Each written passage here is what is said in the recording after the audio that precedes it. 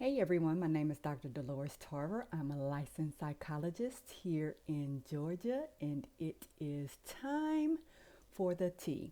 Tea time with Dr. Tarver is not intended to be a substitute for a therapeutic relationship with a provider, but more of a resource for you to continue to reach those wellness goals that you have set for yourself.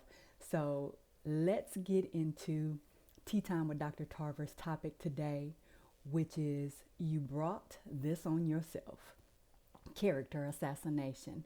So it doesn't really matter if you've wanted to or not wanted to. You have likely seen information about the George Floyd trial over the past couple of weeks. Yesterday, a verdict was reached in that court trial, and we learned that Chauvin was found guilty of 3 charges brought against him.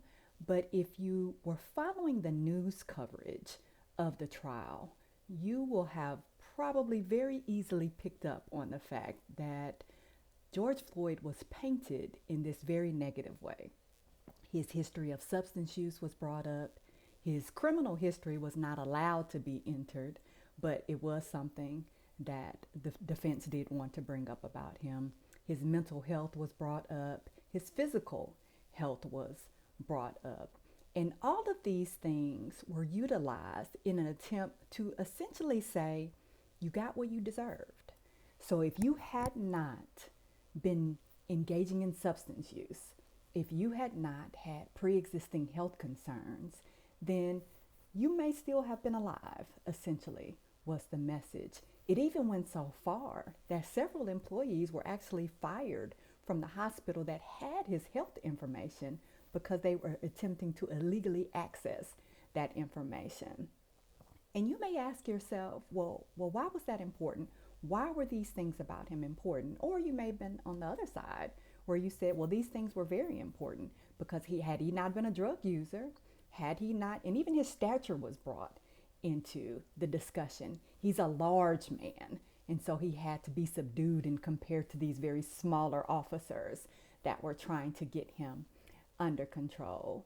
But I think what ends up happening when we make those kind of comparisons, when we bring up a person's experiences that they have had prior to a particular incident, then what we're engaging in is what we call character assassination. Now, this isn't the first time that character assassination has been used. You probably also have heard a lot about Dante Wright. And the questions again around him were, well, he had a warrant for his arrest. Why did he get back in the car and try to get away? When he was shot, why didn't he just stay there? They could have helped him. Why did he take off? Right? So we ask these questions all the time. Why were you there? But what did you do? Right? I mean, and these things, Breonna Taylor is another good example of this. As we talked about, well, why was she still dealing with her ex-boyfriend who was a drug dealer?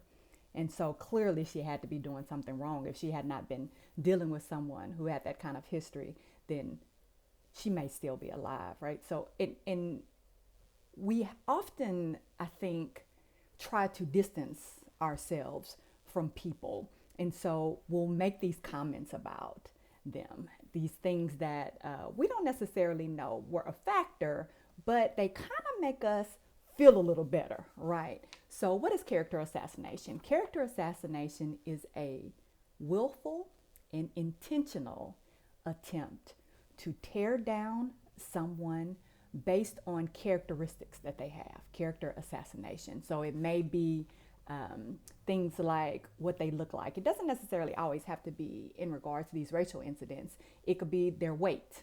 It could be their physical stature. It could be their skin color. It could be their hair texture. It could be where they worked, or why'd you work there?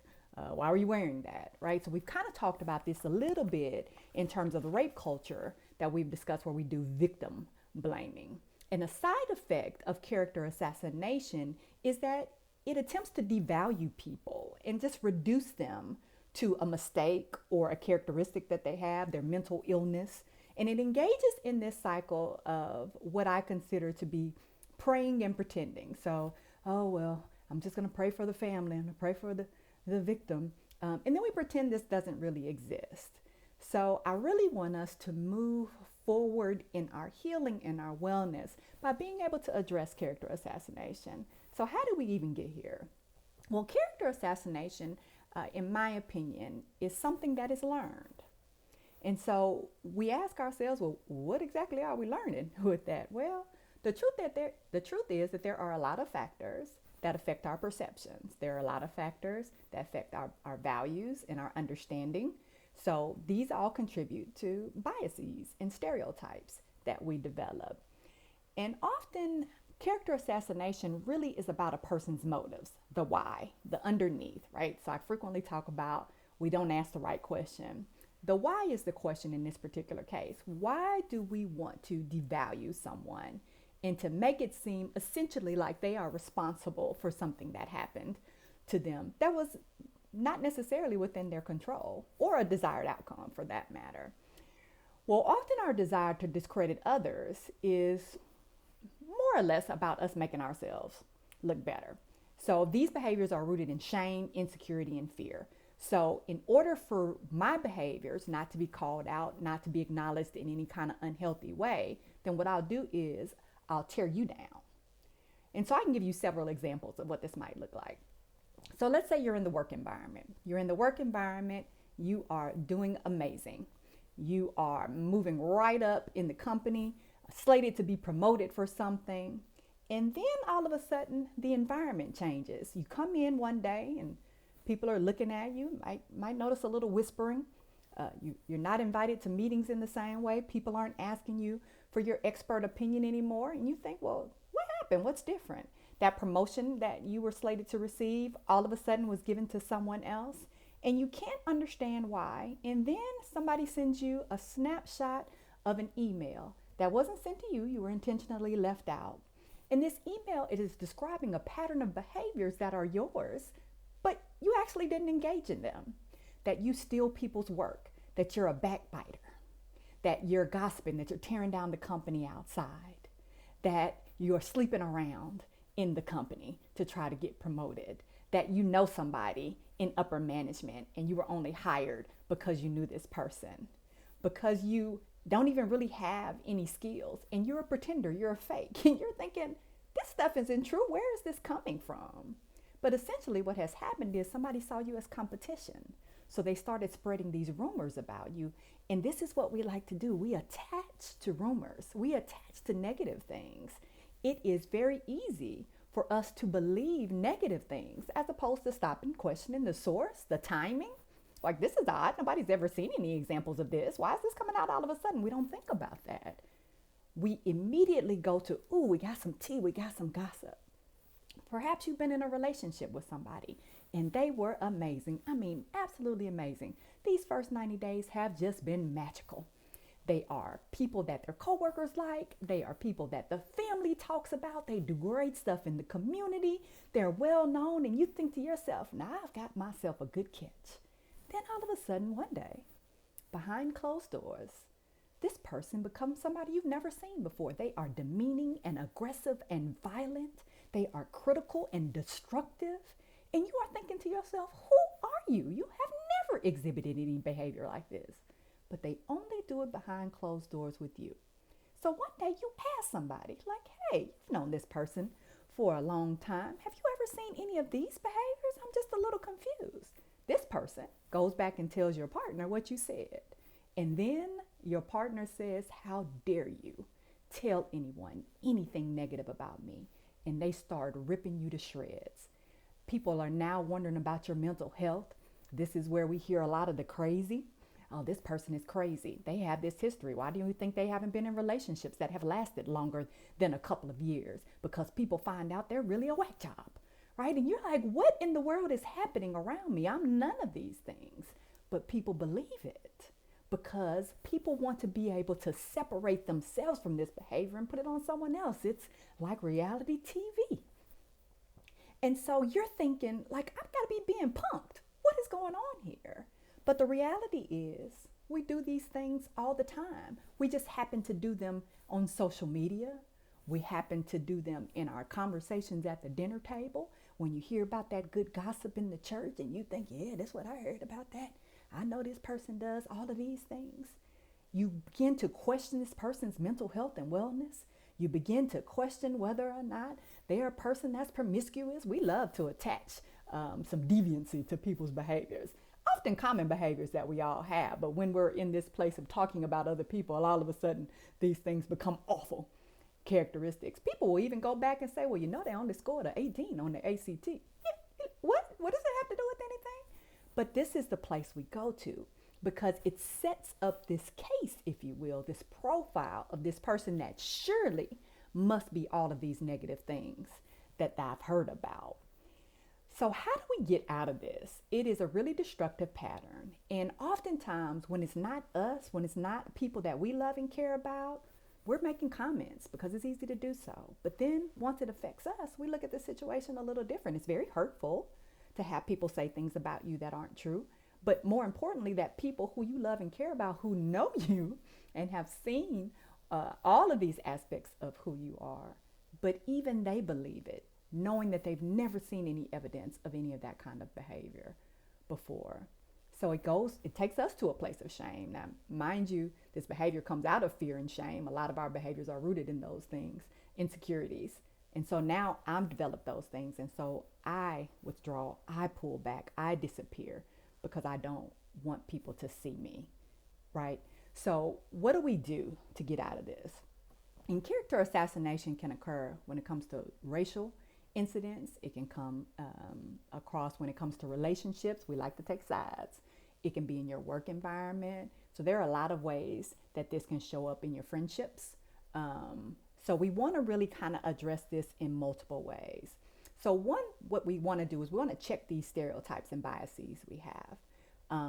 So that halo effect that is, hey, if you look like me and I can connect with you and I see these positive characteristics of you, possibly because of your title, maybe who you are in the community, a police officer, a pastor, maybe you're a CEO of a company, then I think positive things about you. I attribute positive characteristics. I hold on to information that confirms, confirmatory bias, if you will, who I think you are in this very positive way.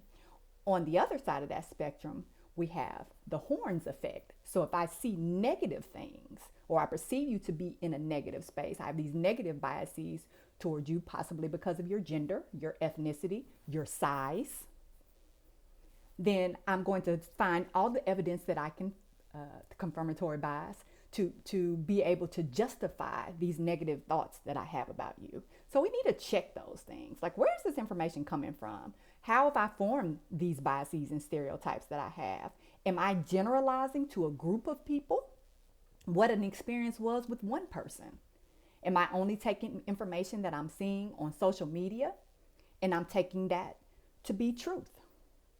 And a lot of times I encourage people, consider the source of information for several reasons. One, is this actual factual information?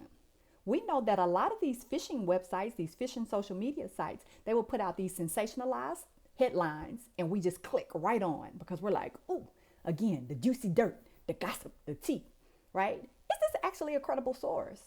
And social media in itself is not a credible source. So let me really be clear about that. Credible sources are going to include research information. There's going to be objective information. Court documents would be factual information that could be entered. When we're talking about research, we want to consider who the sample was. Was the sample diverse? Or is there some skewed information coming out of this research?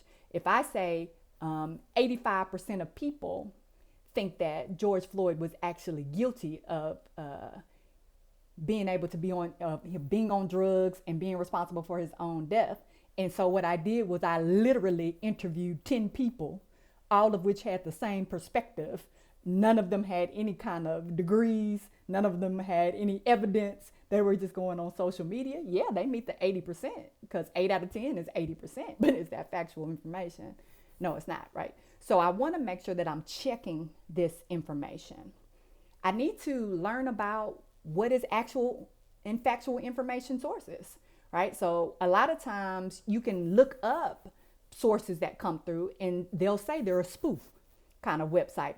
They do parodies, things that aren't true.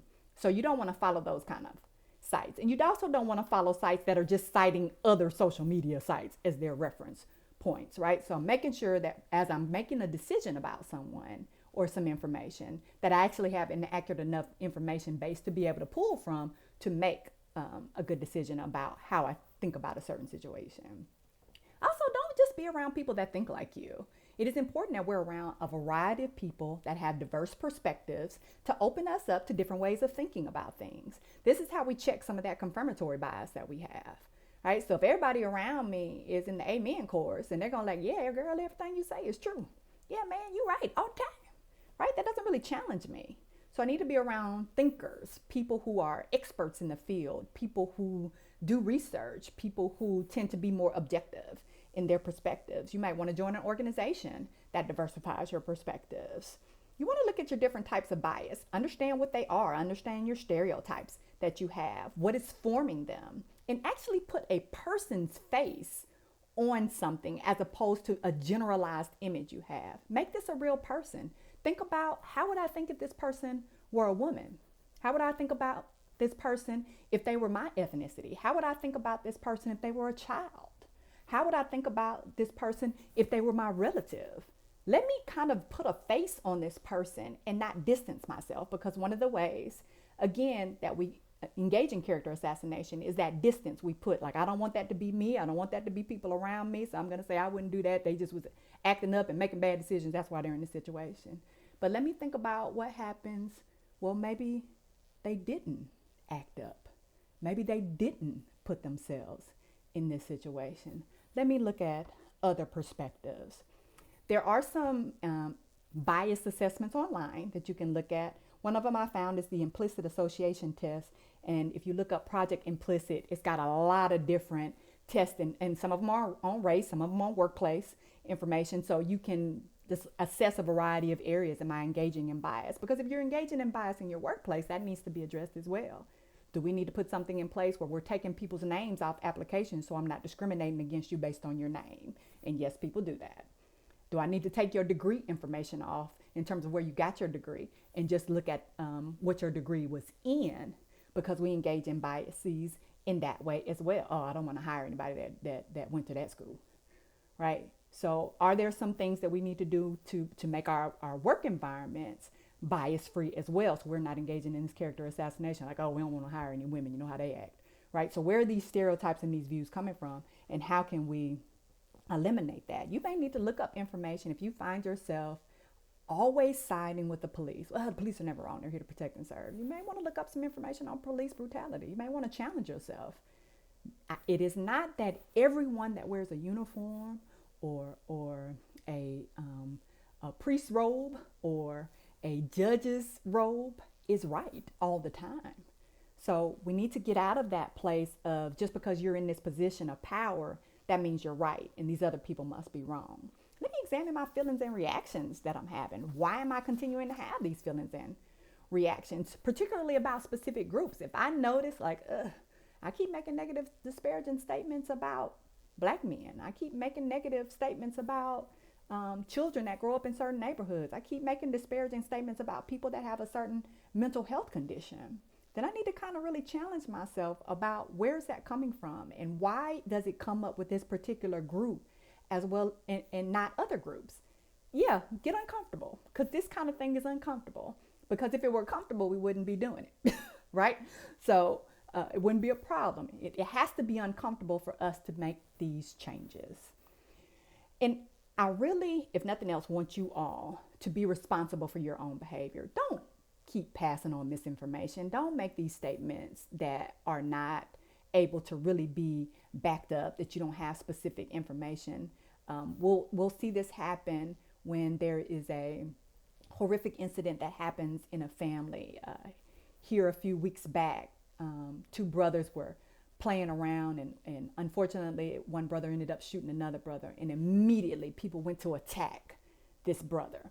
This family is grieving, they're dealing with, and here we don't even know what happened, because we know that when information first comes out after it's reported in the news, there's the least amount of information known at that time. But here we are jumping on, what people were saying, he was fighting them and he was jealous of him, just attacking this young man who has got to deal with the rest of his life for the fact that he mistakenly killed his brother. But we didn't see him human. We saw him killer. And so we just thought you got to be an awful person, right? Because that's what we want to believe. We don't want to believe that sometimes bad things happen and it wasn't because somebody intentionally did something bad and so they're being punished for it. So let's not be reactionary. Let's actually be factual and let's pause. Sometimes we don't need to say anything. Like, oh my goodness, I can't imagine what your family's going through. You know, praying for you all if you're a person that prays, or sending hugs and love to you all and comfort to you all during this difficult time. But stay out of folks' business. Compare multiple sources, right? So when you're sharing information, make sure you're sharing information from accurate sources, different sources that you can actually confirm that are truthful, right? So do your part to just show up and be a good human being. Be that person that initiates that conversation, like, wait, why are we attacking their mental health? Why are we attacking their physical stature? Why are we, right? Be that person in the conversation to let's think about it from a different perspective. Let's put a face on this. Let's put a value on this person. So show up and be that person, right? So how do we stop with character assassination? First of all, we stop telling people who they are and actually allow people to tell us their experience. Okay, you guys be well. Take care.